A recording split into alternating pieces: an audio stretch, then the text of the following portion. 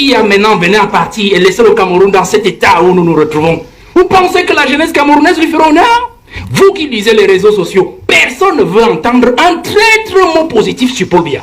Parce que tous les Camerounais raisonnent en termes de souffrance. Ils regardent leur quotidien et regardent le quotidien de ceux qui gouvernent et se disent comment est-ce qu'un pays peut être bâti ainsi? Le président de la République a été toujours un homme ingrat et égoïste avec tout ce qu'il a gouverné, avec tout ce qu'il a nommé. Je cite simplement, nous avons eu un fameux débat sur NS Wandier, par exemple, et où on a vu que il n'a jamais accepté que ces gens qui ont combattu dans l'histoire du Cameroun pour la libération politique du Cameroun, parce qu'il ne s'agissait pas d'une autre libération, d'un autre type de libération, que ces gens rentrent définitivement dans l'histoire comme des héros. Parce que la loi d'habilitation qu'il, lui, le signe, il promulgue en 1991, n'est qu'une loi d'habilitation, c'est-à-dire qu'il fait partie, ces gens-là, des tables de maquisards à des citoyens normaux.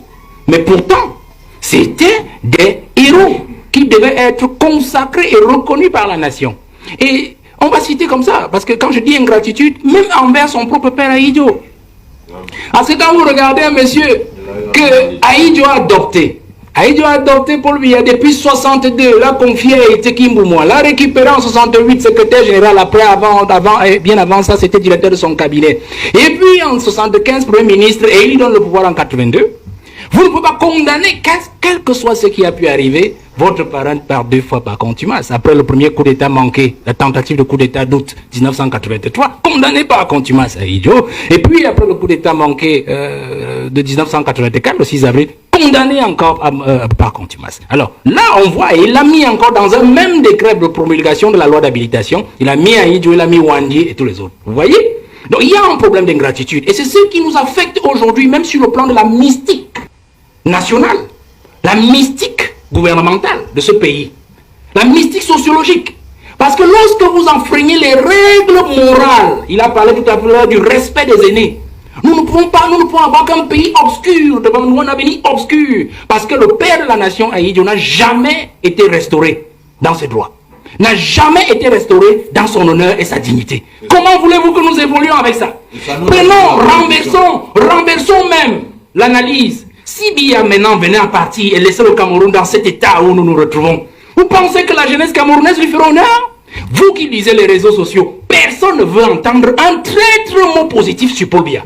Parce que tous les Camerounais raisonnent en termes de souffrance. Ils regardent leur quotidien et regardent le quotidien de ceux qui gouvernent et se disent comment est-ce qu'un pays peut être bâti ainsi?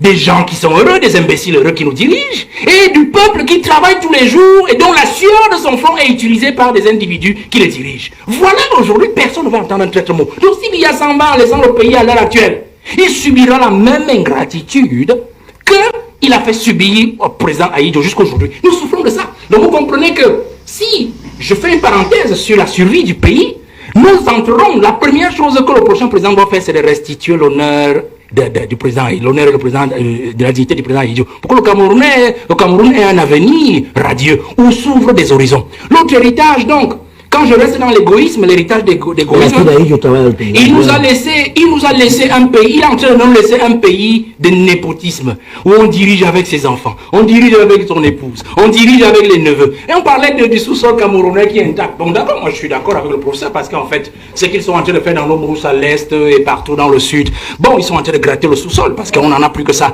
Mais on dit, l'honorable a dit, on a préservé notre sous-sol de l'appréhension de l'étranger. D'accord, je suis d'accord. Mais notre sous-sol n'est pas préservé des rapaces internes. Suivez seulement tous les contrats qui sont signés au Minimide. C'est le fils de, c'est le neveu de, et tout ça se ramène au président de la République. On passe par le système de népotisme. Regardez cet héritage d'égoïsme. Il y a des ministres dans ce gouvernement qui sont les ministres de la cuisine du président. La cuisine du président, ça veut dire quoi? Ben, vous avez une femme à la maison, non? Elle a une cuisine, je pense, M. Obama. Alors, vous comprenez très bien. Il y a des ministres qui font du mauvais boulot parce qu'ils savent qu'ils ne doivent rien au Premier ministre. Parce que le Premier ministre n'a jamais proposé la nomination. Il y a des ministres aujourd'hui qui savent qu'ils sont des ministres du sang de Paul Biya, de la progéniture de Paul Biya. Vous comprenez? Et donc, moi je m'amuse quand je vois des Camerounais surpris, pleurer tous les jours. Tel ministre, on dit les poubelles, tel ministre, on dit les routes, on dit ceci. J'ai dit, mais vous ne comprenez pas quoi? Voilà l'héritage que le président a de nous laisser. un héritage des hommes de cuisine, un héritage des hommes de filiation. Alors c'est ça qu'il faut abréger dans la prochaine succession. Je pense encore que lorsqu'on rentre dans cet héritage-là de Paul Biya, l'héritage négatif, l'héritage noir, qu'il faut absolument changer, qu'il faut absolument renverser, il faut rester dans cette logique de Paul Biya qui justement nous laisse un héritage d'un homme dépensier, dispendieux, un homme qui n'aime pas son pays. Je prends un simple cas, prenez la Suisse, il a passé 49 jours en Suisse, c'était le grand débat d'octobre dernier. 49 jours. Je me souviens en 2012, il y avait des études de journalistes qui montraient que l'année 2012, le président avait mis pratiquement plus de 250 jours à l'extérieur, à l'hôtel intercontinental. On se pose la question.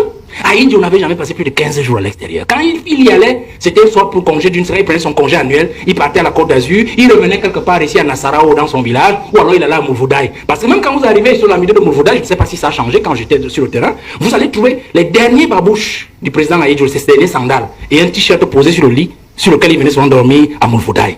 C'était une habitude sur le président Aïdjo.